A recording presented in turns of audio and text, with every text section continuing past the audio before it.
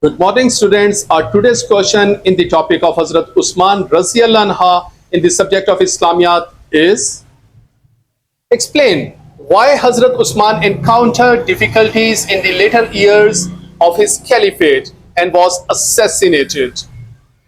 So, very important question. If this question come again in the paper, to get a grade, you have to explore the roots of the difficulties with reference to an enormous increase in the size of the empire and Usman's actions and policies. So concentrate yourself. We are going to start now. During the last 4 to 5 years of his caliphate, Caliph Usman faced serious difficulties that eventually led to his martyrdom. The second political murder in the first Islamic community. First was of Hazrat Umar Raziyallahu anha, and second was of Hazrat Usman Ghani Raziyallahu anha. There were a number of the reasons behind it. The Islamic State contained many tribes which had been subjugated. Although some of them had accepted Islam, they still begrudged their defeat, and Islam had not imbibed their hearts. The Jews who had lost their religious and social importance conspired against Islam. A strong and highly organized gang of the insurgents had started its nefarious plans to create differences among the Muslims. Usman's own mild and lenient temperament was exploited by these insurgents, who unleashed a campaign of poisonous propaganda against the caliph in a very cunning manner. They were led by the ringleader Abdullah bin Saba and hence became known as Saba'ids. Abdullah bin Saba was a Jewish hypocrite and was assisted by such prominent figures as Malik al-Ashtar. The rebellion gained such momentum that many prominent personalities such as Amr bin Yasir and Muhammad bin Abu Bakr were innocently swept along with it. Abdullah bin Saba and his hypocrite followers established their headquarters in Egypt and began to circulate forged letters that contained complaints against the caliph, his governors, and other state officials.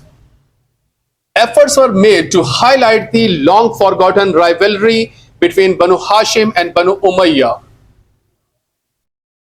Highly publicized false allegations were made against the caliph himself. Through forged letters, it was shown that prominent companions like Ali, Talha, and Zubair also shared their views. Even some of the noblest steps of the caliph were misprojected before the public.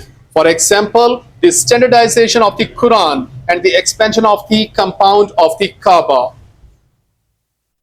These anti-Islam elements went to the extent of twisting the meaning of the Quranic verses. Then when he allowed governors to amass the spoils of the war instead of the earlier policy of dividing the wealth among the fighting men, he was again accused of favoring his kinsmen. Finally, the state treasury Baitul Mal began to overflow with riches, and this further fueled the greed of the rebels. Another allegation leveled against him was of appointing his kinsmen as governors of different provinces. Though Usman argued in favor of his governors as being competent and skilled, the conspirators spread false propaganda about the differences between the caliph and other sincere companions. Now the caliph was pressurized to take steps to satisfy his people or vacate the seat of the caliphate, as he was not considered eligible for that. He tried to pacify the rebels from Egypt, Kufa, and Basra, who left Medina, apparently satisfied. However, the Egyptians soon returned with a letter that was allegedly written by the caliph and that carried orders of killing the Egyptian rebels, including Muhammad, son of Abu Bakr. The letter bore the seal of the office of the caliphate and was addressed to the governor of Egypt. Usman could give no explanation for this, and the rebels decided to assassinate him.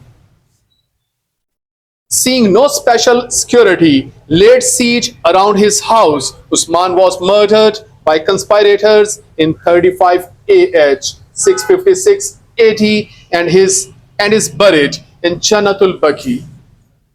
So very sad incident in the history of Islam. This was the second political murder in the history of Islam. So read this question again, students.